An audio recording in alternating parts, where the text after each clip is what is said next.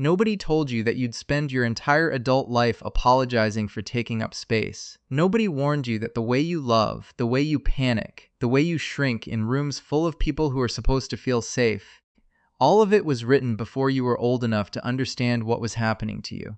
And the most painful part? You've spent years thinking it was just your personality. It wasn't.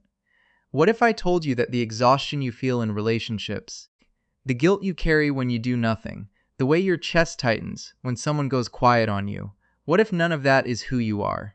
What if it's all just what you learned to do, to survive a childhood that didn't feel safe enough to simply exist in? Stay with me, because what comes next might be the most seen you've felt in a very long time. The moment you walk into a room, before anyone speaks, before anyone even looks at you, you are already working. You're reading faces, scanning for tension, measuring the energy, calculating whether it's safe to be yourself today or whether you need to become whoever this room needs you to be.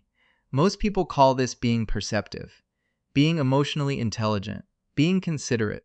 But here's the truth underneath that truth. You learned to do this because once upon a time, the mood of someone in your home determined everything. Whether dinner would be peaceful or painful, whether tonight would be okay, or whether you'd have to disappear into your room and wait for the storm to pass. You were a child, you had no control, so you did the only thing you could. You became an expert at reading the weather.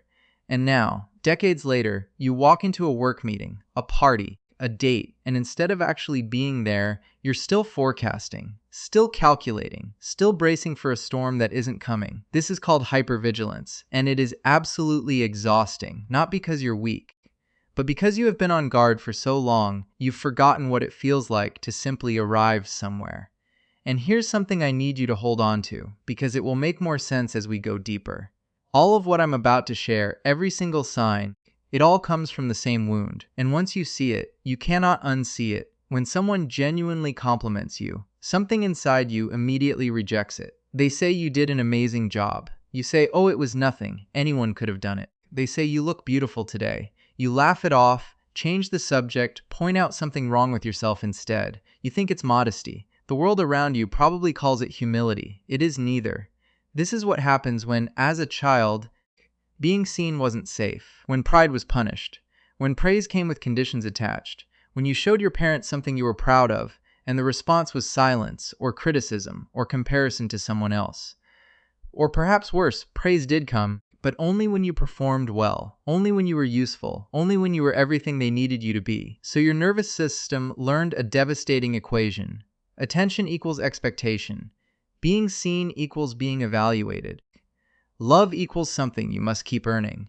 And now someone tries to love you freely, without conditions, without a catch, and your body doesn't know what to do with it. So you deflect, you minimize, you hand it back before it can be taken from you.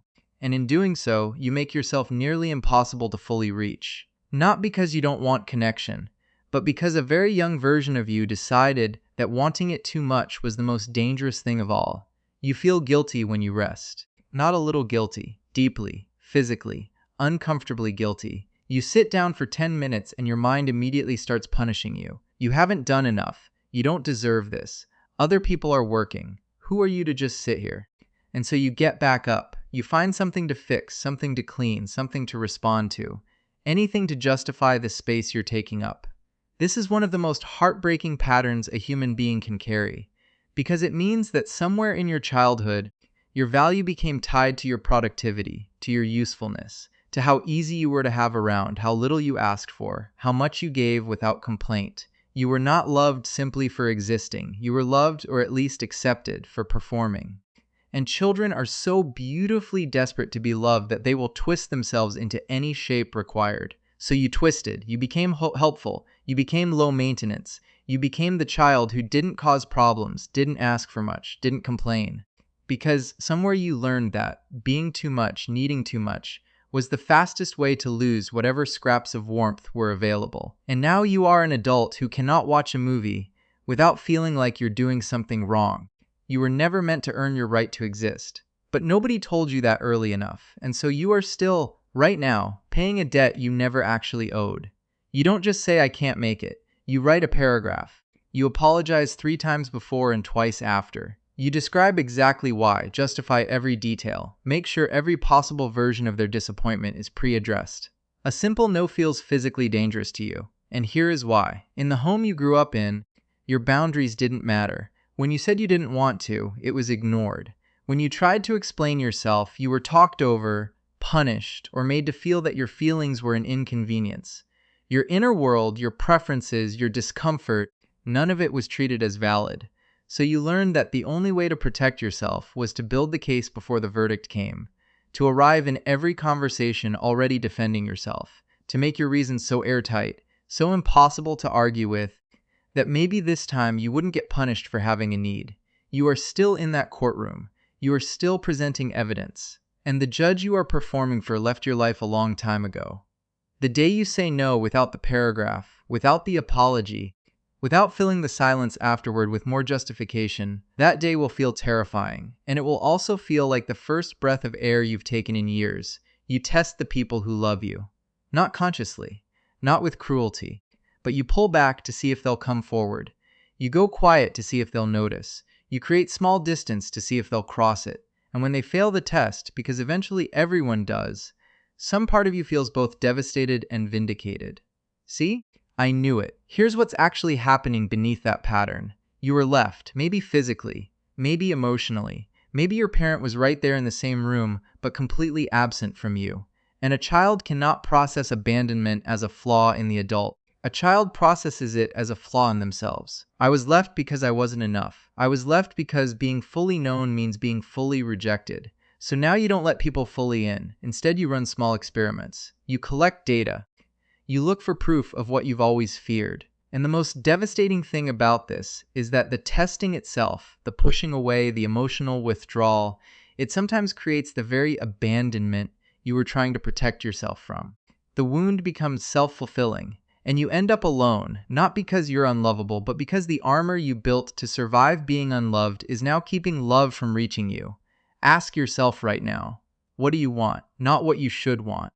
Not what would be easier for everyone around you. What do you actually want? For so many people who grew up in emotionally unsafe homes, this question produces nothing but silence. Because wanting was dangerous. Wanting led to disappointment. Wanting led to being called selfish, dramatic, too sensitive, too needy. Wanting led to seeing someone you loved look at you with irritation because you dared to have a need, so you stopped wanting.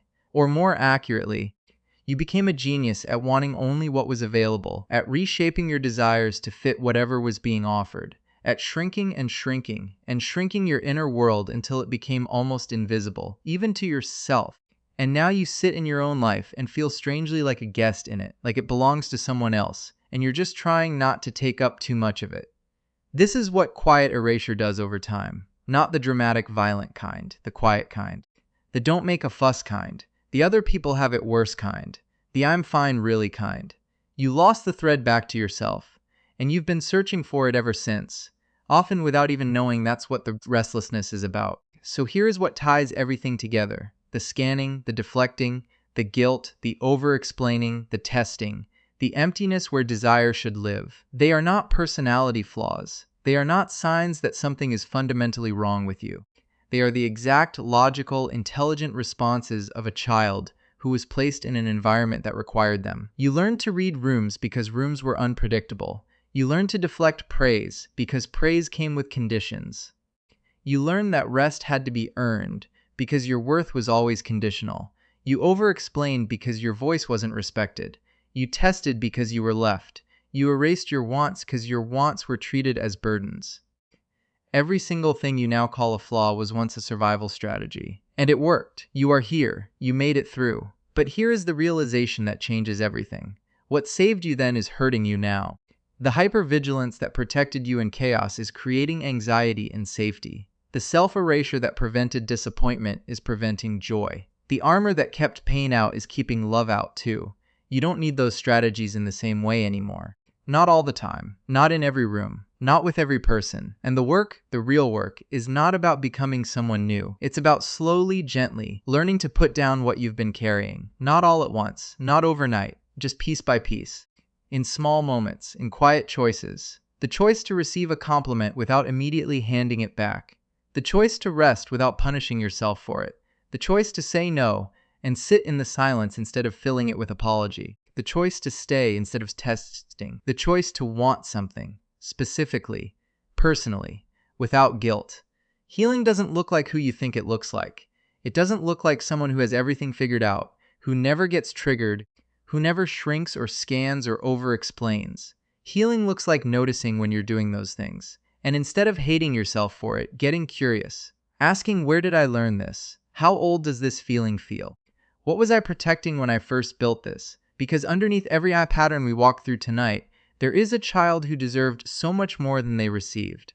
A child who was perceptive, adaptive, and extraordinarily brave in circumstances they never asked to be placed in. That child is still in you, and that child does not need to be fixed. That child needs to be understood, witnessed, maybe for the very first time.